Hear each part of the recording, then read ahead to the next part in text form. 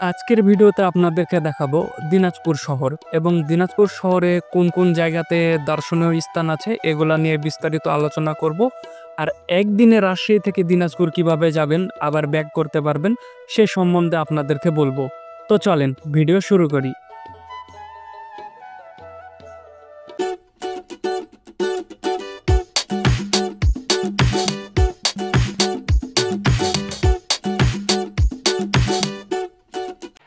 তো আজকে আমাদের প্ল্যান ছিল যে আমরা বাইকে করে দিনাজপুর যাব এবং সন্ধ্যার পর আবার দিনাজপুর থেকে রাজশাহী ব্যাক করব। মানে এক কথায় আমরা বাইক ঘুরতে পছন্দ করি, যারা বাইকে ঘুরতে পছন্দ করেন তারা জানেন যে বাইকে ঘুরতে কেমন লাগে। তো আমরা ভাবছিলাম যে আজকে দিনাজপুর যাব, মানে দিনাজপুর মূলত যাব একটা কাজে। দিনাজপুর ইউনিভার্সিটিতে আমার মামার একটা কাজ ছিল, যার কারণে আমরা মূলত যাব এবং রাতে ব্যাক করব। তো চলেন আমরা আজকে দিনাজপুর যাওয়া শুরু করি। আমরা রওনা দিচ্ছিলাম 6টার দিকে। তো রওনা দেওয়া শুরু করি, রাস্তা পুরাই ফাঁকা, যার কারণে খুব তাড়াতাড়ি আমরা পৌঁছে যেতে পারবো বলেই ভোরের দিক রওনা দেওয়া শুরু করি। দেখতে পাচ্ছেন রাস্তা অনেক ফাঁকা, বিশেষ করে কেশরহাটের রাস্তা তো আমি কখনোই ফাঁকা দেখি নাই, এই প্রথম ভোরে কেশরহাট আসছি, যার কারণে খুবই ফাঁকা দেখছি। তো এইভাবে আমরা রাজশাহী থেকে রওনা দিই। রাজশাহী থেকে রওনা দেওয়ার পর কেশরহাটের পর নওগাঁ, তারপর নওগাঁ সদর তো যাওয়া লাগে না, তার আগেই ব্যাক সাইড দিয়ে মানে পাহাড়পুরের রাস্তা দিয়ে আমাদেরকে যাইতে হয়। তারপরে পাহাড়পুরের রাস্তার পর জয়পুরহাটের পর আমরা হিলি দিয়ে চলে আসি। হিলিতে একটু রেস্ট করার পর আমরা হিলি থেকে সোজা চলে যাই ফুলবাড়ি দিয়ে দিনাজপুরের দিকে। তো হিলি থেকে দিনাজপুর যাওয়ার সময় যে রাস্তাটা পড়ে এর পাশেই তো মানে ইন্ডিয়ার বর্ডার, আপনাদেরকে ভিডিওতে দেখাইলে বোঝাইতে পারবো না, তবে এই যে দেখতে পাচ্ছেন ওইটাই ইন্ডিয়া। তো এই রাস্তা দিয়ে যাওয়ার সময় এই রাস্তার দৃশ্যটা অনেক সুন্দর লাগে, বিশেষ করে আবহাওয়াটা খুব সুন্দর ছিল, মনে হচ্ছিল যে বৃষ্টি হবে, মানে শীতকাল ভাব লাগছিল, মানে কুয়াশা টাইপের ছিল, ভিডিও দেখে বুঝতে পারছেন। তো এই রাস্তাটা পার্সোনালি আমার খুব ভালো লেগেছে। যারা বাইকে দিনাজপুর যাবেন চাইলে হিলিতে যাইতে পারেন, আর বিশেষ করে এপার দিয়ে গেলে আপনার কিলোমিটারটা কম পড়ে, 192 কিলোমিটারের মতো পড়ে রাজশাহী থেকে দিনাজপুর। তো আমরা এইভাবে দিনাজপুর চলে যাই। দিনাজপুর যাওয়ার পর ইউনিভার্সিটিতে মামার কাজ ছিল, সে কাজটা আমরা করি। তারপরে আমরা কিছুটা দিনাজপুর ঘোরার চিন্তা ভাবনা করি। মূলত দিনাজপুরে একদিনে কি কি জায়গা ঘোরা যায় এগুলাই এখন আপনাদেরকে বলছি। তো আপনারা যারা একদিনে যদি ঘুরতে চান, যদিও এটা খুব এনার্জিমূলক কাজ, মানে এনার্জি না থাকলে আপনারা চাইলে একদিনে ঘুরতে পারবেন না।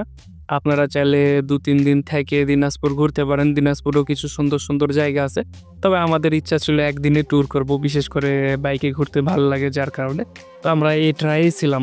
তো দিনাজপুরে ঘোরার মতো কি কি আছে এগুলো এখন আপনাদেরকে বলি। তো চলেন। পুরের সবচেয়ে দর্শনীয় স্থানগুলোর মধ্যে একটি কান্তাজিল মন্দির, যেটা এখন 20 টাকার নোটে দেওয়া আছে। তো এটি 1822 সালে নির্মিত হয়েছিল।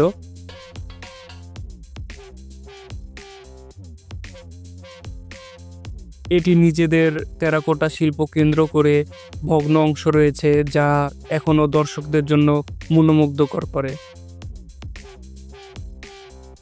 তারপর আছে রামসাগর জাতীয় উদ্যান।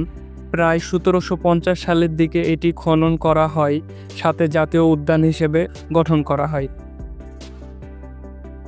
তারপর আছে নয়াবাদ মসজিদ। দিনাজপুরের গুরুত্বপূর্ণ ঐতিহাসিক মসজিদগুলোর মধ্যে এটি একটি অন্যতম, যা রেখে গেছে ঐতিহাসিক নিদর্শন ও স্মৃতি।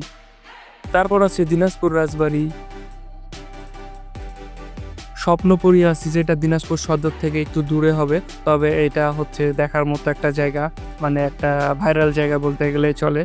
তারপর আছে ধর্মপুর জাতীয় উদ্যান, সিংড়া জাতীয় উদ্যান এবং হাজী মোহাম্মদ দানিশ বিজ্ঞান ও প্রযুক্তি বিশ্ববিদ্যালয় ক্যাম্পাস, যেখানেই এসেছি মানে মামার একটা সার্টিফিকেট তোলার জন্য, এ কাজে মূলত আসা, প্লাস কিছু জায়গা ঘুরবো তাই। তো আপনারা দিনাজপুরে এসে যদি ভালো খাবারের হোটেল চান, তো 10 মাইল নামে একটা জায়গা আছে, যেখানে 5 স্টার নামে একটা হোটেল আছে। এই হোটেলে গরুর মাংস প্লাস স্পেশালি সালাদ মানে পেঁয়াজের একটা সালাদ দেয়, এটা পার্সোনালি অনেক ভালো লাগে। দিনাজপুরের মানুষও চিনে, এবং যারা আপনারা বাইরে থেকে যান যদি ভালো একটা হোটেল চান খাবারের, তো 10 মাইলে যে অবশ্যই ট্রাই করতে পারেন, আশা করছি ভালো লাগবে। তারপর যাওয়ার পাকে কিংবা আসার পাকে আপনারা হচ্ছে মোহনপুর যে সেতুটা পড়ে, এটা আপনারা কিছুক্ষণ থেমে এই জায়গাটা দেখতে পারেন। এই জায়গাটাও খুব সুন্দর। মোহনপুর রাবার ড্রাম আত্রাই নদীতে অবস্থিত, যা দিনাজপুর সদর ও চিরিরবান্দার উপজেলার অঞ্চলে অবস্থিত এবং দিনাজপুর শহর থেকে প্রায় 18 কিলোমিটার দূরে। এটি 22শে অক্টোবর 2013 সালে উদ্বোধন করা হয়। তো আপনারা মোহনপুর সেতুটাও দেখতে পারেন, বিশেষ করে রাবার ড্রাম এই জায়গাটা দেখতে অনেক সুন্দর লাগে। ক্যামেরাতে অতটা বোঝা না গেলেও পার্সোনালি অনেক ভালো লেগেছে। আপনারা চাইলে এই জায়গাটাতে থেমে এই জায়গার দৃশ্য উপভোগ করতে পারেন।